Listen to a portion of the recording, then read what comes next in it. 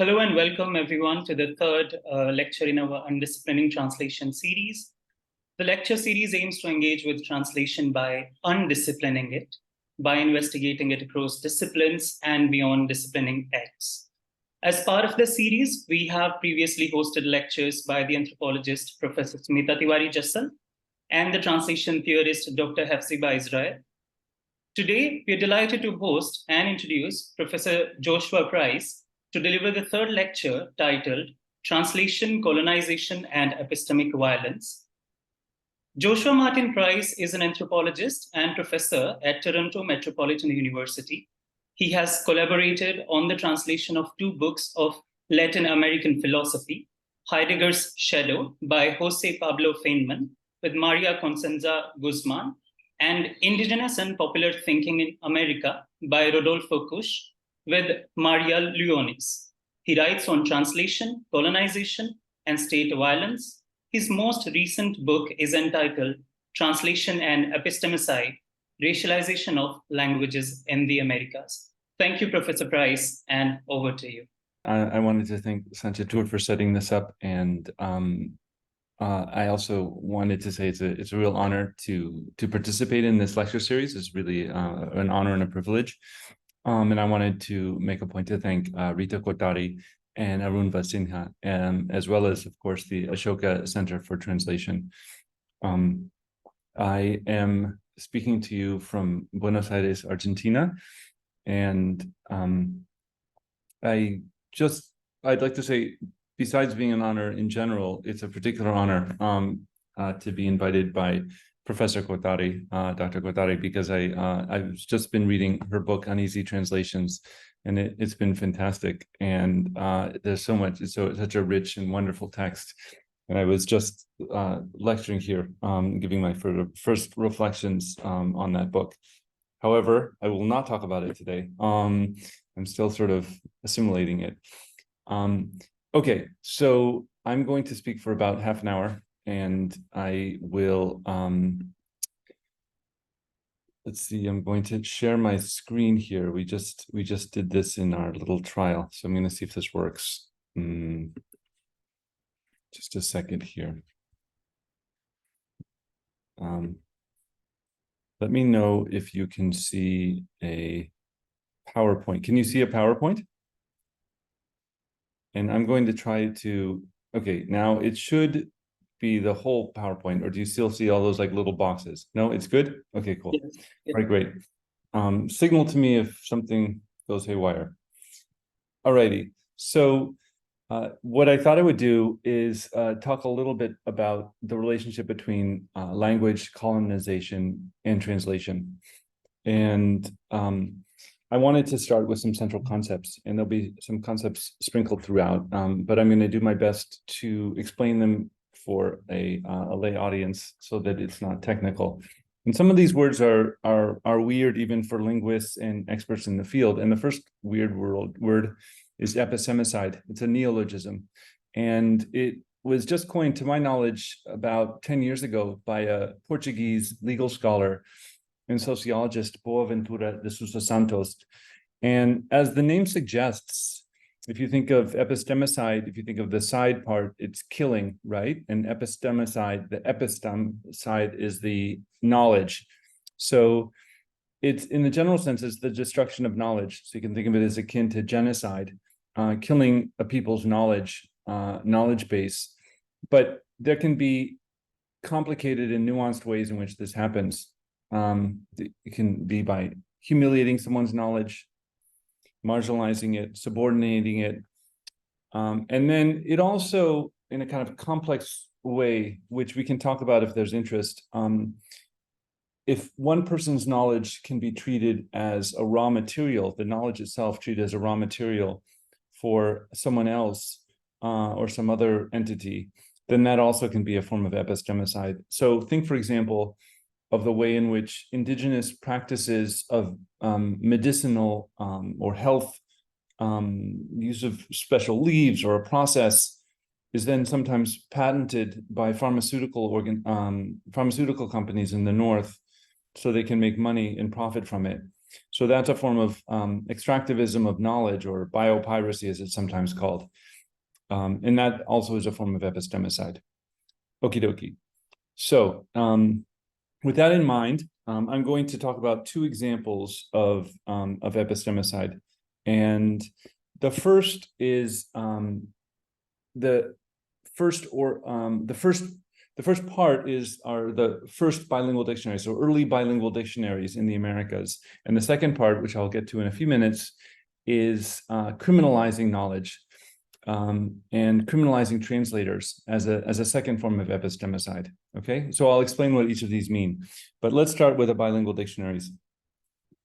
Okay, so what I want to sort of talk about as a process here is how this is a sort of technical term, commensuration. How, if you think of two entities being brought into relationship with each other and made comparable, that's a process that's of commensuration. In other words, taking two incommensurate things and somehow comparing them.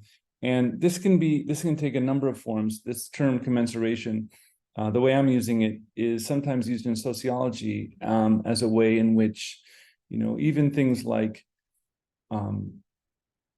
crime in different countries can be compared, is a process of commensurating it. So if you think of very different contexts, Argentina, where I am now, and the United States, if you start to want to think about comparative crime rates, they're made commensurate as a kind of sociological process. And you can see the obvious utility of that for sociologists or for economists or whomever.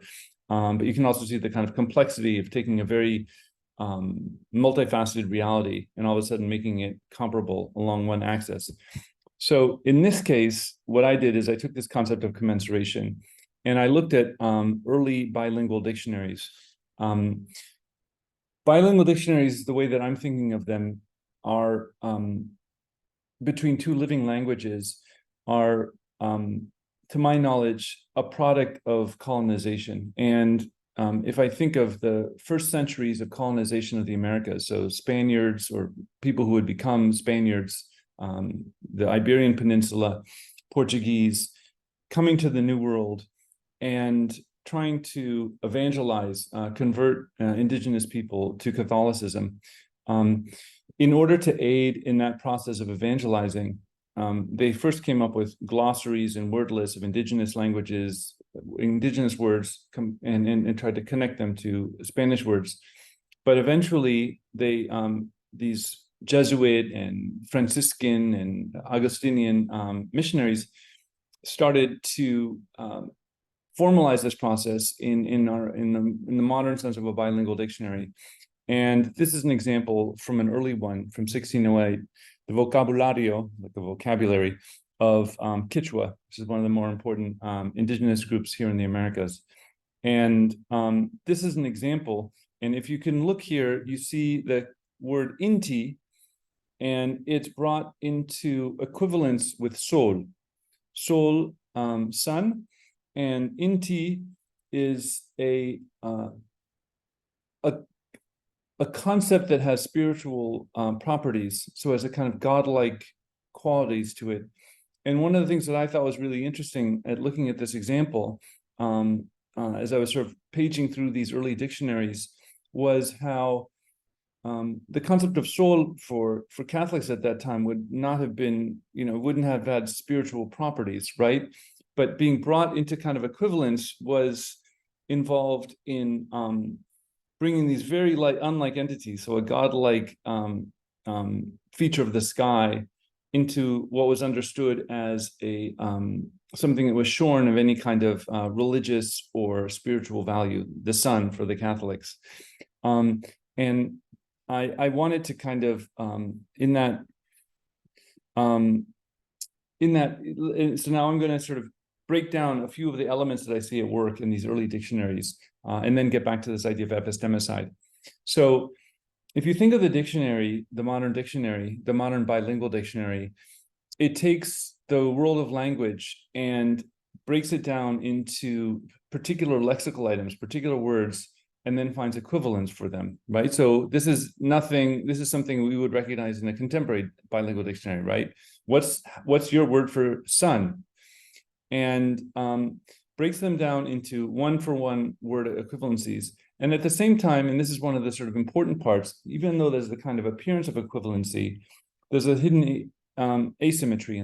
And what's the hidden asymmetry? The hidden asymmetry is that the Spaniards, by and large, saw indigenous languages as deficient, lacking concepts, lacking the missionaries differed in their concepts. So there's a sort of an enormous amount of debate at that time going about, like, do indigenous people have souls? Are they as intelligent? Are they capable of abstract thinking? And some argued that they're more like animals or like Caliban-like figures. Others thought that they were just as intelligent as the Spaniards were. So I don't want to simplify all of the complex debates that were going on at the time. As racist in some ways as the premises were, there was an enormous amount of discussion about that. Nevertheless, not only were the people sometimes seen and often seen as cognitively deficient, but the languages themselves were. And of course, their spiritual beliefs were seen as aberrant and probably diabolical and certainly suspicious. And there was a kind of essential or tie between people, language, spiritual beliefs, so that Catholics from the Iberian Peninsula were seen as having a superior language with superior spiritual or religious possibilities in the Spanish language, and then they themselves were sort of fully capable of philosophical thought, whereas indigenous people, there was a lot of debate. Well, like, can they think philosophy the way that we can think? Is it worthwhile to educate them? Nevertheless, there was still this process of trying to convert them, so they clearly saw them as human in some sense or another. And so there was a sort of hidden asymmetry that was hidden by the kind of apparent symmetry. And then that brings us to the second point, that as these dictionaries came into existence, the vocabularies, and this is part of the process of commensuration, brought these two worldviews, the Quechua, the Aymara, the Michoacan worldviews, into connection with a Christian cosmology, even at the time at the sort of emerging Renaissance humanism. And so there was this sort of bring people together, but in a relationship of asymmetry. So that's the second kind of work, and it's linked to the first claim. And then this brings me to the sort of third claim, which is also sort of embedded. So these are a set of connected claims. As you can imagine, the missionaries didn't have words for a lot of the sort of most important concepts that they wanted to impart as part of their missionary process. They last the word for sort of liturgy or the mass, confession. And so all as a sort of intellectual challenge and linguistic challenge, they had to sort of foster or fuse neologisms, sometimes mixing sort of really interesting combinations of indigenous words with Spanish words, interesting from a linguistic point of view, or take old concepts and infuse them with new properties. Let me do this. Before going more into this, I'm going to give you some more sort of meaty examples so you can kind of get a sense of what I'm talking about here. So we're in the month of August, and it's a very auspicious month throughout the Americas, especially in the Andes, because it's the sort of important month of celebrating and giving, propitiating the Pachamama, the Mother Earth. And so on that occasion, I thought I would sort of give this example of Pacha. This is also from this early bilingual dictionary. And Pacha here, you see it on the left, is linked to the concept of time, tiempo, suelo, or earth or ground, and lugar, which means place in conventional Spanish. These are everyday words in Spanish, by the way. And so Pacha is it's a shared word, but it's especially, this is in Quechua. It's shared by many indigenous groups. And one of the things I found fascinating about this is, elsewhere there's punctuation. Here there's no punctuation. And it's as if, so the Pachamama means Mother Earth, but it also is this kind of embracing figure that is a sort of space-time continuum that's not commensurate with Western concepts of space being one axis and time being a different axis. And it's as if González Holguín you could imagine him pulling out his hair thinking, how the hell am I going to translate this term? And he sort of puts all these concepts together without punctuation. Like, it's time, but it's also place, but it's also ground. And that's how you got to think about this, right? And so this is, as I say, a kind of example of this kind of commensurating process where something that, there's all kinds of celebrations going on, and you make offerings to the earth, right? So you dig holes and you put things in the earth as a way of offering to it. And this is also a way of guarding against any kind of overturn or chaotic event happening that will swallow you. So you want to offer something to the earth so that it doesn't swallow you. This is a horrible simplification, but this is just kind of give you a sense. Now, here it's shorn also of all of those kind of qualities, and it's just seen in what we would sort of think, if you sort of think of it in a secular mind, earth, time, and place. And that seems also part of it, the sort of religious component of it here. It's like, we don't want all of that spiritual stuff of Inti, on the one hand, the sun or the earth. We just want these as inert physical things around us. The sun is an asteroid. The earth is something that, that you can plant and eat things from, but it doesn't have these kind of important deific qualities to it. Okay, to underscore that, I thought I would give you just a little bit of text. So this is from the introduction, and I'll provide the translation in a second. I'm not going to read all of it. So this is González Holguín's introduction to his bilingual dictionary, right? So we've seen two examples now: Inti as sol, as sun, and Pacha as earth, time, place. And he argues here, when he's presenting this early bilingual dictionary, and you have to sort of think, if you think back to the sort of the 17th century, this was an extraordinary invention or technology, this idea of a bilingual dictionary. And he's justifying it himself to the ecclesiastical authorities, so the church superiors, as well as to the Spanish king, the Castilian king. And he says here, I believe, my lord, that it's of utmost seriousness and worth pondering meticulously, that if we don't evangelize, if we don't try to convert people here, and if they die, then it's going to be catastrophic. We have to convert them for the sake of their souls. So there was a sort of an important drive here, and the zealotry was a kind of like, oh my God, like, millions of people are dying here without Christianity. They're going straight to hell or to some fire or some whatever the Catholics imagine for the unsaved, right? And we've got to do our best here. It's urgent. And if we want to do this well, we have to talk to them in their languages. And if we want to talk to them in their languages, we need bilingual dictionaries so that we can do this well. And that was the sort of spiritual drive to these apparently innocuous items, these bilingual dictionaries. So to recap, I wanted to sort of see how this bilingual dictionary, apparently innocuous thing, has this kind of hidden asymmetry driven by this spiritual process, and the spiritual impetus can't be abstracted from the structure of the bilingual dictionary, and sort of the drive to change people's beliefs. And that makes for a very odd thing, right? Like, I'm trying to convert you, I'm trying to study your language. And some of these priests, spent decades studying indigenous languages. I mean, they were sometimes referred to as early ethnographers or early anthropologists. I think that might be a spurious way of defining them, right? Because it's, among other things, anachronistic. And also, as I say, they were missionaries. But they were, in any case, studiously trying to understand Aymara, Mapuche, different languages, and document them, even as they were saying these are inferior languages and the people are inferior. And that contradiction is also sort of a really important thing to kind of grapple with and to try to figure out. I'll just give you one more brief example before going to the next example.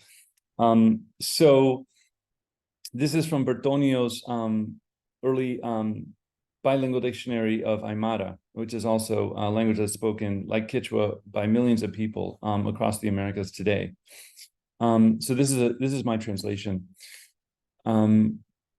So I wanted to remove the darkness of ignorance from their understanding and these things related to their salvation, and to teach them the mysteries of our Catholic religion. And here too, and this is also, I wanted to kind of provide this as another example. So here we have Pachacuti. So Pacha, we've already talked about that, right? Pachamama, the Mother Earth. And Kuti is an important concept that refers to the overturn of the world. And for the Aymara, like the Quechua, there are ages. Here I will give you a picture. These are early pictures from the 17th century by an important indigenous figure, woman Poma de Ayala. There are different ages of people, and each age, the end of each age is marked by a complete cataclysm and a reconstruction of the universe. Okay, and so the Pachacuti, this is from González Holguín again in Quechua. So that's an indigenous concept, this overturn of the world, and that the world and the universe is unstable, and that's why you constantly have to propitiate it. But here, Pachacuti is defined, and this is my translation of the Spanish. Tiempo de guerra en también ahora lo toman para significar el juicio final. That's time of war, and now it's taken to mean the final judgment. And so here you can sort of see this idea of the Pachacuti, an indigenous concept, which means the overturn of the universe, is transformed, and there's a sort of implicit sort of temporal thing. Like, it used to be that, and now they take it to mean the final judgment. And so you can sort of see it as, the final judgment here within the kind of Catholic worldview, right? And so now you can sort of see the appropriation in the bilingual dictionary of an indigenous concept and its transformation to conform to the Catholic cosmology of the idea of a final judgment. And it's temporalized, right? Like, it used to be this, now it means this. And you can see examples of this. I'm not going to give other examples right now, but there are many examples of this sort of before and after that are supplied by these dictionaries. Before it was this diabolic concept, but now it means, for us Catholics, the converts. And as I say, here's a sort of another version of that in an indigenous language that shares many of the same concepts, Quechua. Okay, so before I kind of go to the second example, I just wanted to recap, right? So here we have this idea of this bilingual dictionary commensurating two worldviews in a way that looks equivalent, but in fact hides an asymmetry. And that, I'm arguing, is one form of epistemicide, okay? And it's a subtle form, and it's nuanced, and it's not necessarily explicit, although in some ways, of course, if you think of the conquest, it was quite explicit. But it's not an unimportant form here in the form of the bilingual dictionary. I'm also not, by the way, arguing that all bilingual dictionaries through the present day are horrible things and linked to, but I think it's important to kind of investigate these colonial roots, to kind of think about that in the history of this technology. Okay, so before I go to the second example, I also thought it was important to season this by arguing that indigenous people, of course, were not passive in this process. They played complicated roles. Most of these missionaries, these Catholic missionaries from the Iberian Peninsula, had lots of acolytes and assistants who were sort of in their own right linguists, trying to work with the Catholics to try to figure out how to do all of this. This is a wonderful figure who I won't talk too much about, woman Poma de Ayala, who wrote a 1,000-page book by himself as he sort of was learning Spanish, and provides lots of really interesting documentation of the Quechua beliefs as well as the colonization process.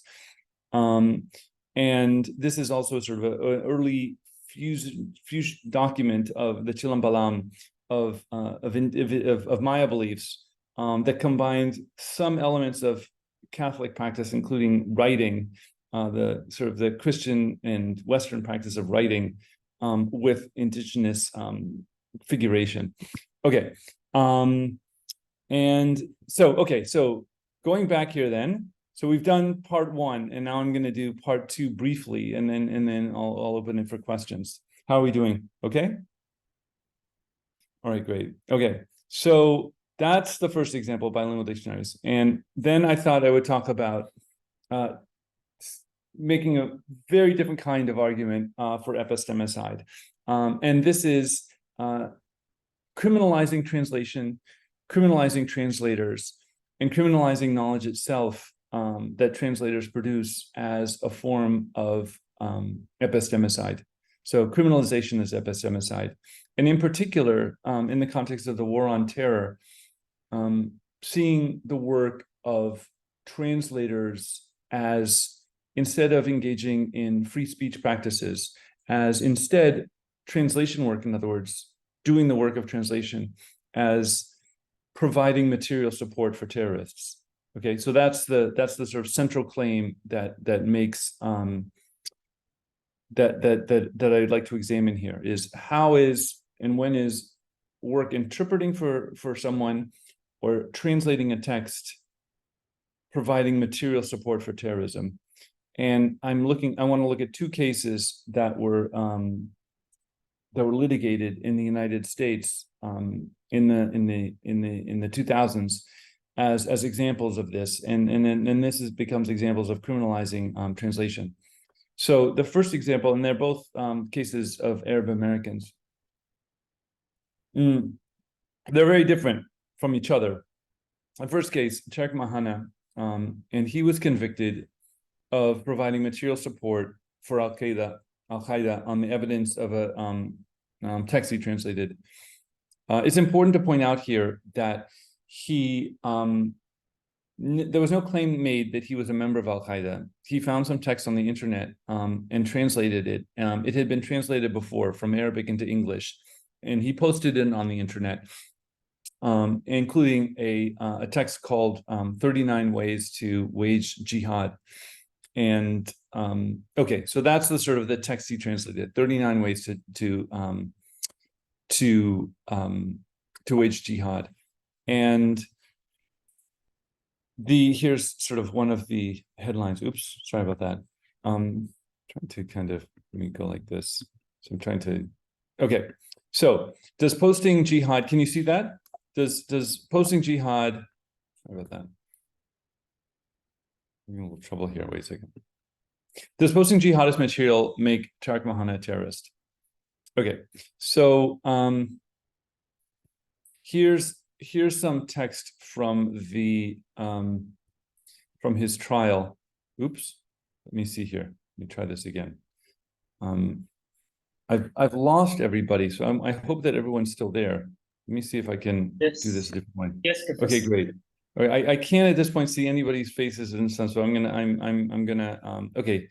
So just let me know if anyway, I'll just keep going then. Okay, so this is from so he was convicted for posting these texts, and this is from the appellate decision upholding his conviction. So the second cluster of his activities was translation-centric.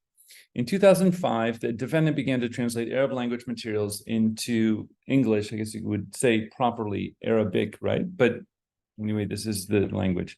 And post his translations on a website that comprised an online community, website members, et cetera, et cetera. Okay, so I wanted to focus here, among other things, on the fact that the word jihad wasn't translated in the case, and a number of Islamic scholars, Islamic legal scholars, looked at this case, this secular case, right? And this case that was adjudicated in Massachusetts, and they were sort of interested in how certain words like jihad wasn't translated, and I started to get interested in this as well, to sort of follow it up.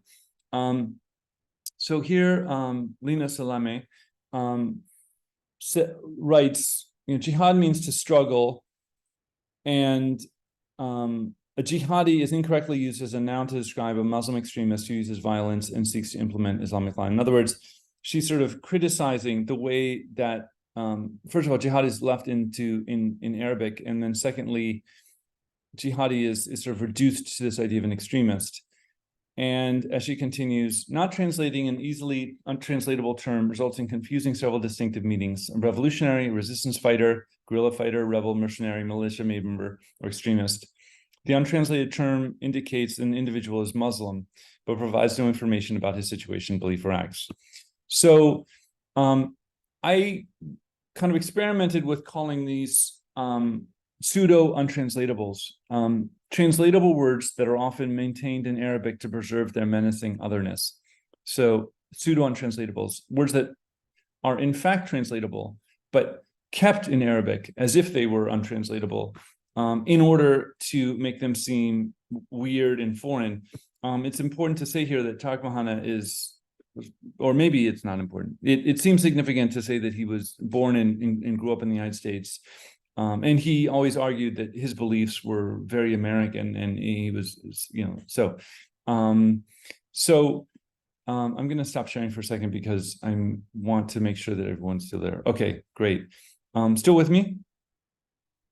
Great. I'm going to talk for another 5 minutes or so, and then we'll have some questions. Okay? Okay. So that's the first example. The second example of this idea of criminalizing translators is Mohammed Yusri. So Tarek Mahana and Mohammed Yusri are very different. They're both, as I say, they're both American, Muslim American, and Arab American. Mohammed Yusri, Tarek Mahana was quite religious, and Mohammed Yusri is secular. By the way, Tarek Mahana is still in prison. He was sentenced for 17 years in prison, and then Mohammed Yusri is a secular Muslim, and he was a court-appointed court interpreter, and he was also a graduate student at the time that he was convicted at NYU, where he was writing about terrorism, but there's no claim that he had any sympathies. In fact, he was antagonistic to any kind of extremism, and he certainly wasn't religious. So he was employed as an interpreter, and in a terrorism case, he was employed by the lawyer for the defense, Sheikh Rahman's defense team, to interpret for legal counsel. So the lawyer was consulting with her client, and Yusri was employed to translate for them. And eventually, the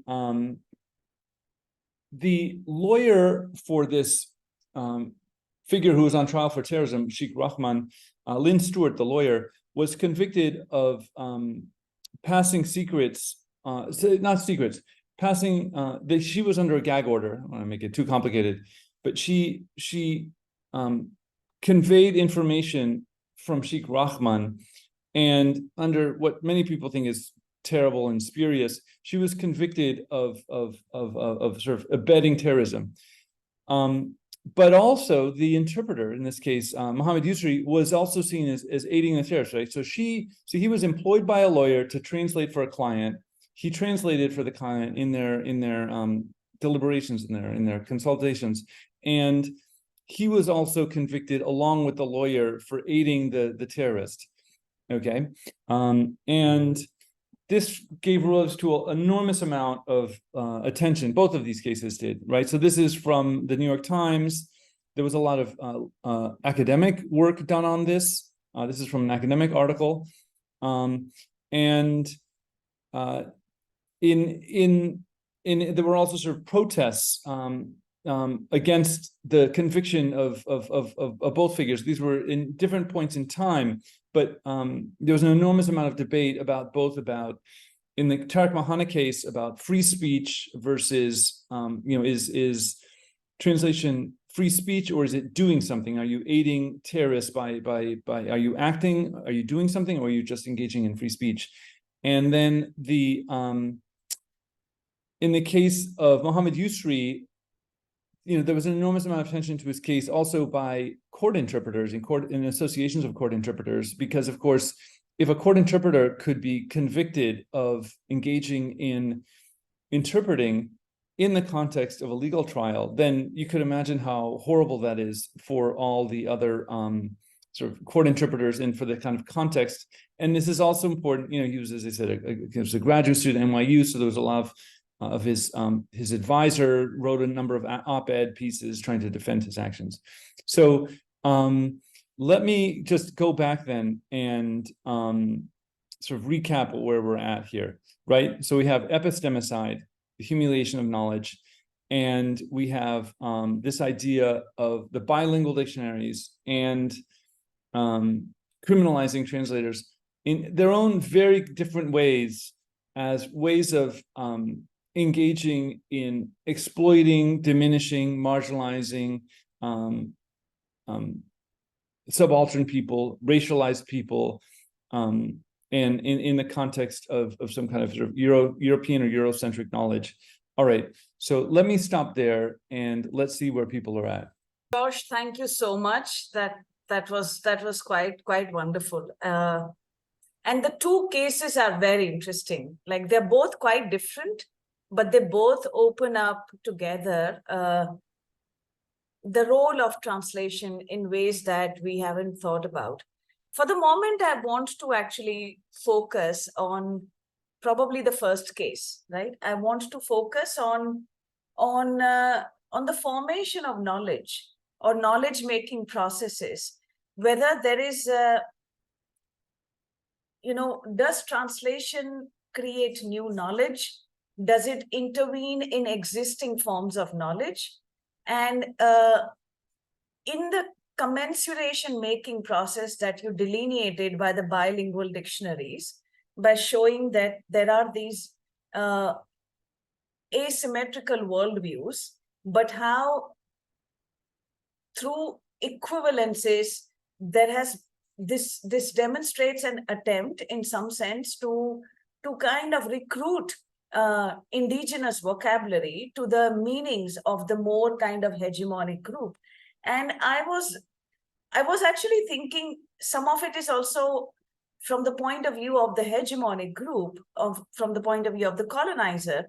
This is also a way of making things legible for themselves, right? The process of legibility is very much what James Scott calls seeing like a state, which is that you are looking at a bushy forest where you do not make sense of anything. You want to divide that into plants and trees and shrubs and grass and classify it and make that legible. In some sense, all processes of legibility perhaps also employ equivalence as one of their techniques. And so forms of translation, which are so inextricably connected with the desire to create equivalences, seems to be at the heart of this question, at the heart of question of violence, at the heart of question of what you call epistemicide. And really speaking, I think we could think therefore of whether there is an imagination of translation without this relentless sort of a desire to create equivalence. Is it possible for us to imagine translation that is not driven by this need of commensuration making, equivalence making, but one that can create knowledge with a certain degree of incomprehension of the one who's involved in that knowledge making, to say that this is a world that I don't understand, and I don't know what its equivalents are, but nonetheless, it is an encounter with this world that I think is an important one. I'm also thinking that any encounter with the other scars both parties. It scars the one who become the object of that study, but even the one who's actually making this an object of study does not go away completely unscathed by that encounter.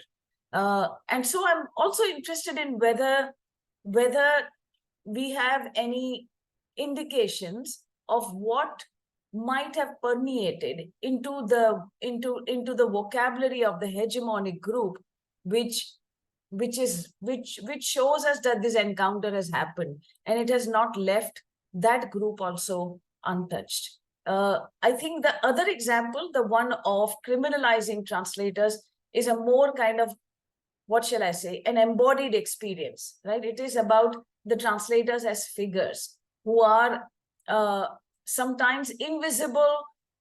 It's very strange. When they are benign, they are invisible. And when they are visible, they are threatening.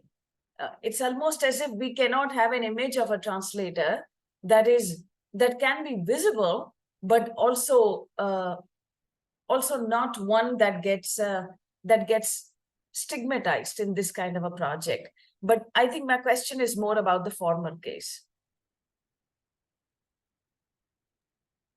Okay, thank you. That's great. That's terrific. For sure. Okay, so let me sort of engage the elements, and then you can follow up, or we can throw it open. I'm also interested, of course, in what other people think about these questions that Professor Kothari is raising, as well as anything linked to that. Okay, I'm going to start at the end of the first question. So I'm going to start by talking about whether in this encounter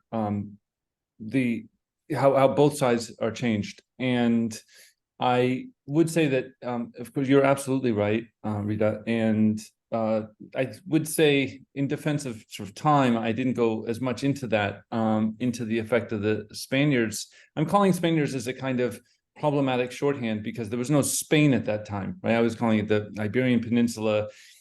I should just say, and this is sort of maybe part of the answer, the Castilian kingdom was involved in the process of consolidating the Iberian Peninsula in what became Spain, right? So driving out the so-called Moros, and Muslims, oppressing the Jews and kicking them out and forcing them to convert as well, right? So this is also part of the kind of tumult of the time. So there's an enormous amount of domination going on within the Iberian Peninsula, within what is now Spain and Portugal, as well as with the Americas.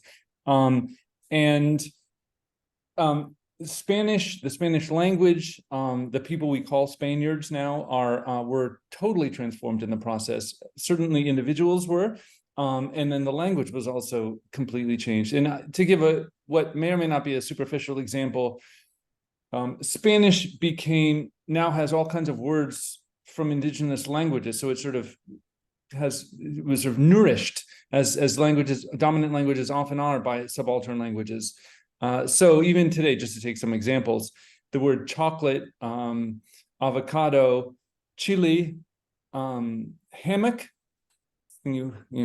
those are all from languages of the Americas, and also certainly conceptually, canoe, are all taken from indigenous languages, even if, and then certainly the products, potatoes, chili, chocolate, tobacco, transformed the economy of what is now Europe, transformed the world economy.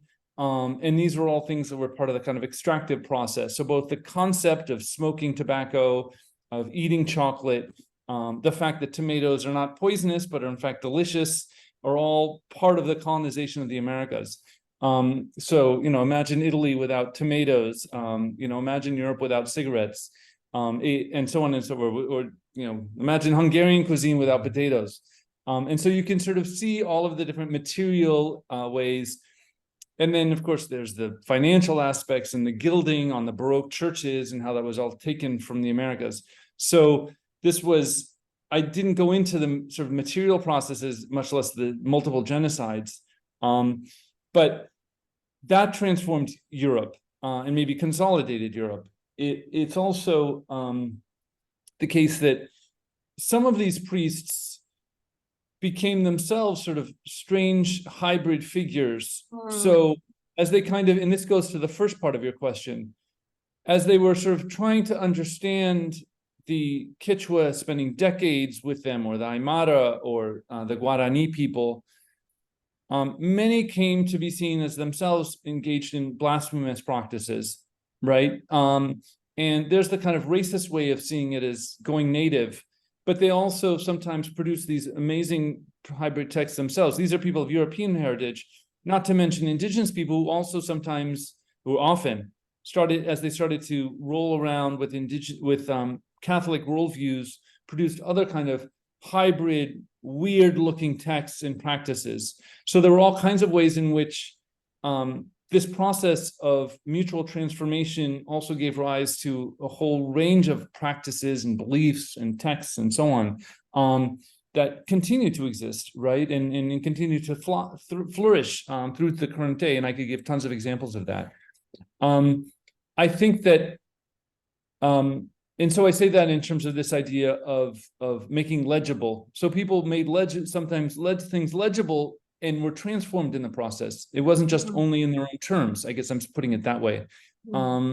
And I think I'm committed to the idea that you can engage someone with a kind of cultivating a tolerance for opacity in the engagement, which speaks to this alternative that I think you're pointing towards. And what Glissant calls opacity, so that I don't need to make you transparent to me or your beliefs or your way of thinking in order to engage you and to communicate. But I also think that there must be ways of thinking of translation that are that go beyond making you legible to me in my own terms on the one hand, or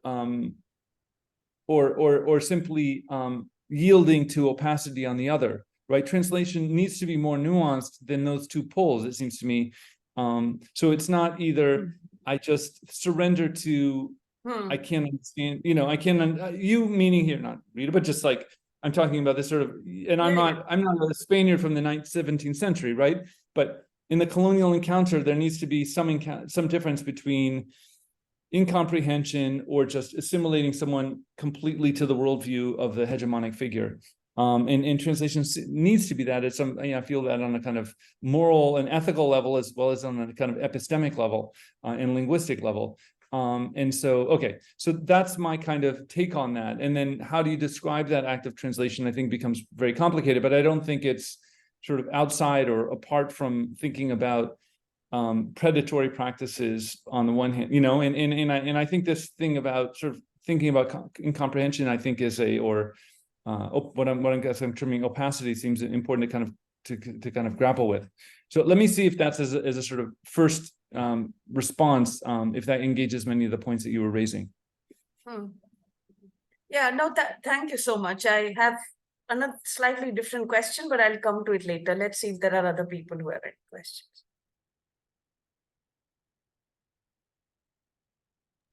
Also, please ask clarifying questions. If something didn't make sense or you think is wrong-headed, please let me know. I'd love to hear about that and see what you guys think. Rohit, you can go. Thank you, Sanjay. Thank you, Professor Joshua. I think there was a very brilliant sort of presentation. I really like some of the ideas. And going back to the same question of commensuration that Professor Rita also raised up, I was thinking about when we sort of want to think about commensuration and think about sort of making two things equivalent, right? And as you said, it is always against a axis, against a scale,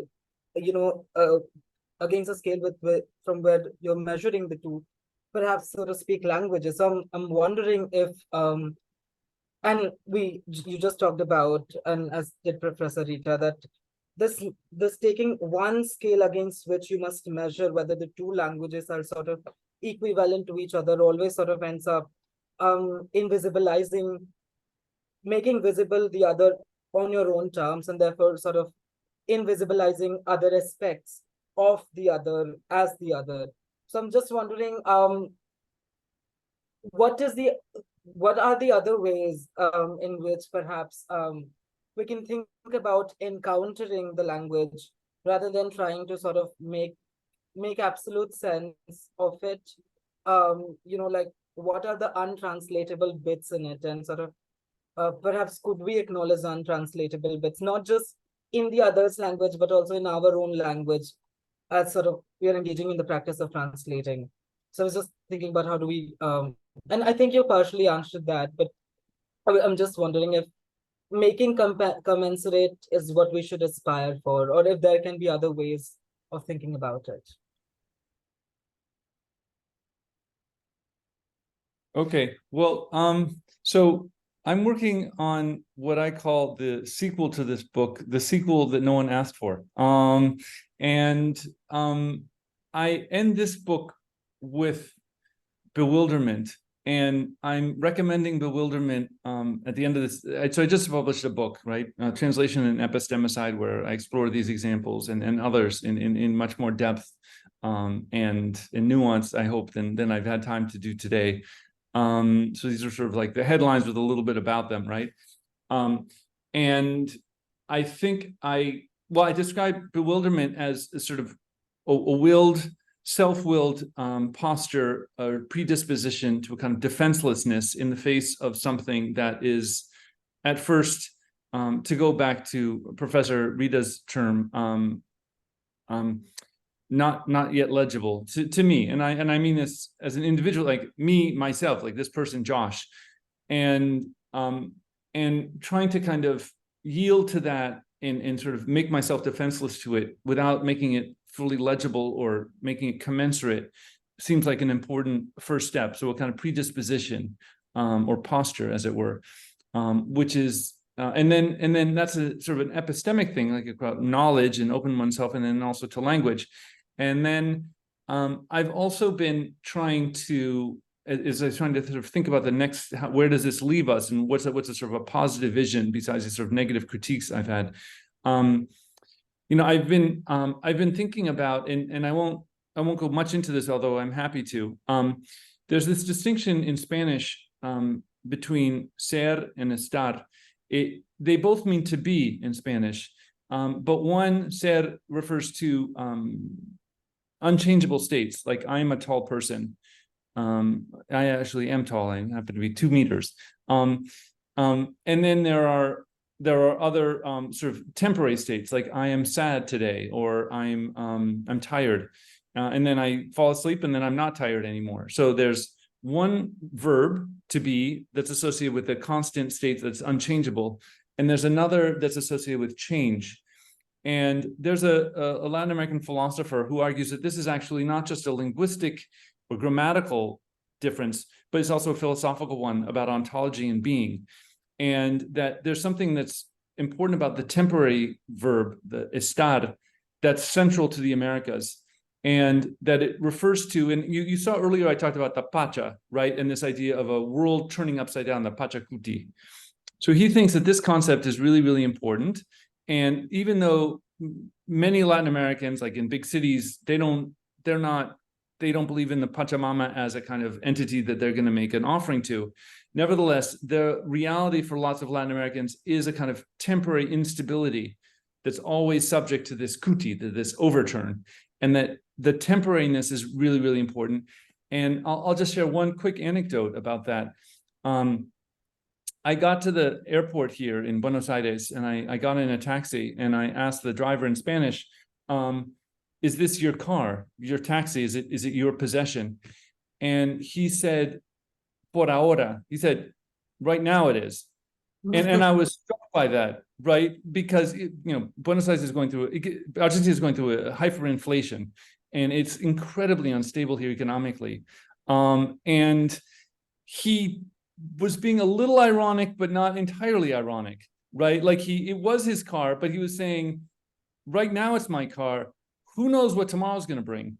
And that underscored to me this, and I, was unsolicited, right? I just was asking him, and I'd been thinking about this idea of instability in the universe, in the cosmos, and it's not something I inhabit naturally, this distinction, right? I'm a born English speaker, but I wanted to kind of figure out how to enter that. How do I enter the instability of the cosmos as something not just external to me or as opaque, but also not just making it legible in my own terms, to go back to Professor Rita's terms.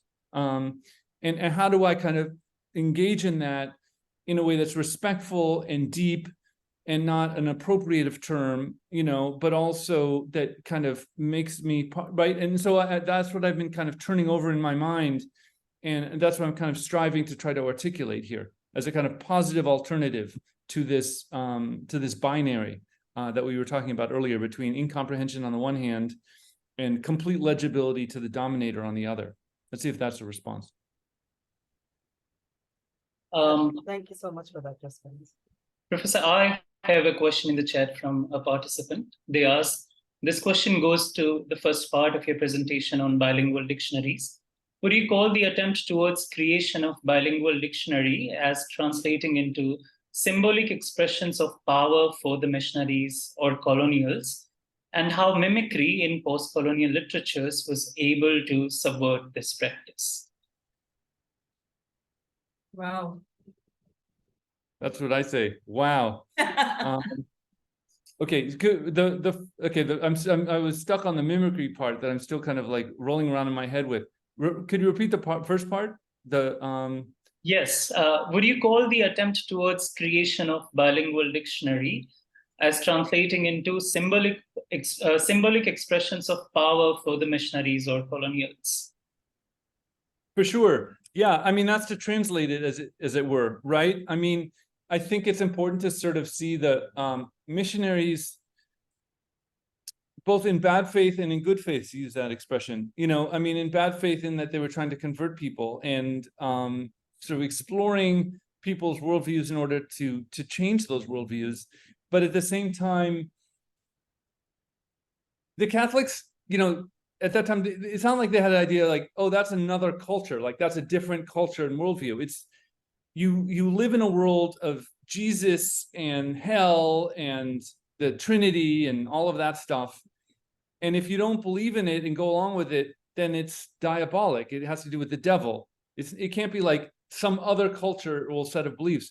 So they were inevitably going to translate things into terms that they understood, which was you're either with the Catholic program or you're in sin. You can't be like in some other, it wasn't like, there was no concept of multiculturalism in that sense. So it was absolutely a scripting of symbolic power. But it was, as it were, within a kind of a unitary cosmology of a monistic view of the universe. There wasn't many worlds. There was just one world, and that was the Catholic world. Mimicry. Wow.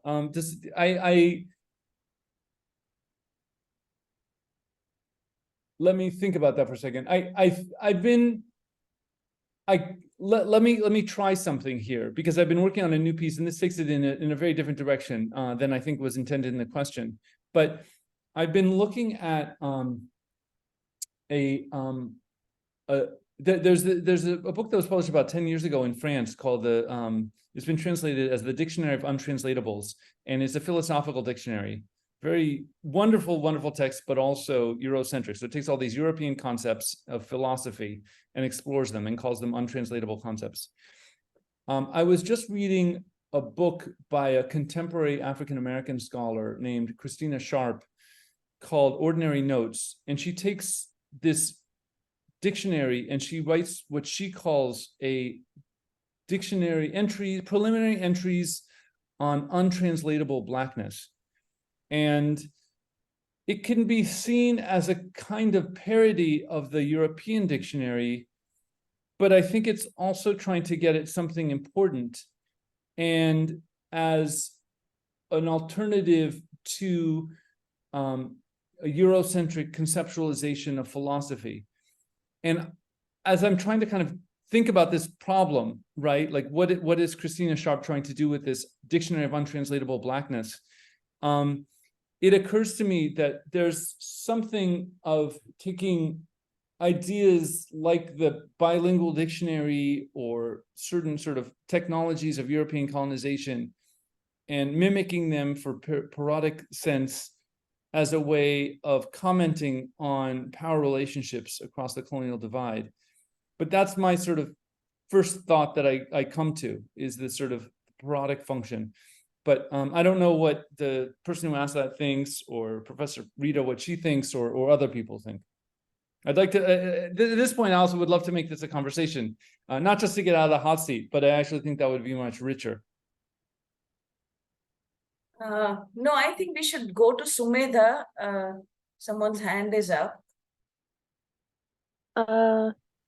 Yeah, so this is somewhat related to a previous answer that you gave, but so there's this often a perception that, you know, the language that you speak, the language that you've grown up speaking, it shapes your worldview in a way that speaking another language wouldn't, in a sense that the language that you speak informs your worldview in like a really unique way, which other languages a lot of times don't have access to.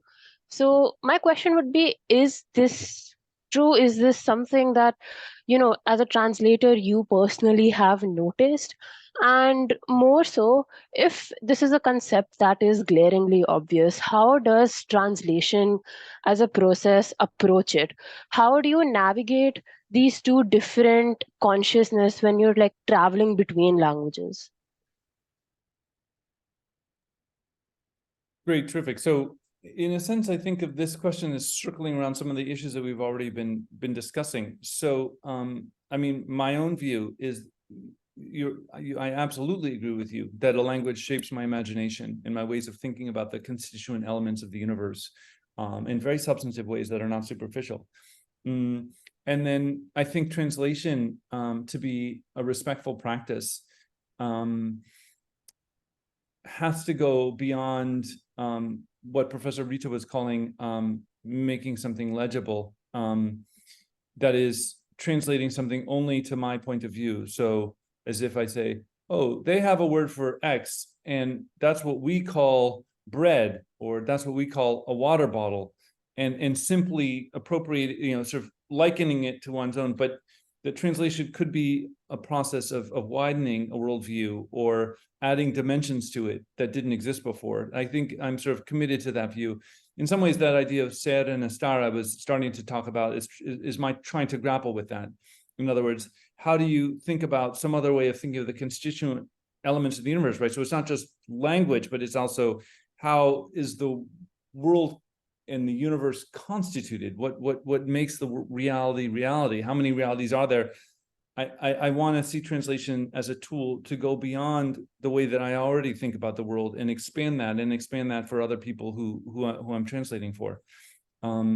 I don't know if that gets to some of the nuance that you're talking about, but that's sort of my way of trying to think about that, you know. So going beyond making something comprehensible simply in my terms in a way that's reductive. Thank you. Thank you, everyone, and thank you, Professor. With that, I believe we could wrap up the session, and perhaps we'd need another session to talk about the second segment of your presentation, because all of our questions were also focused on the first part. But thank you so much, Professor Price, for delivering the third Undisciplining Translation series lecture. And thank you so much, everyone, for joining in. And perhaps you'll be able to find the recording on our YouTube channel in a few days. But thank you. Thank you so much. Thank you, everybody. Those are wonderful questions. I'm going to continue to think about all of that. I really, really appreciate it. Thank you so much. Thank you so much, Josh.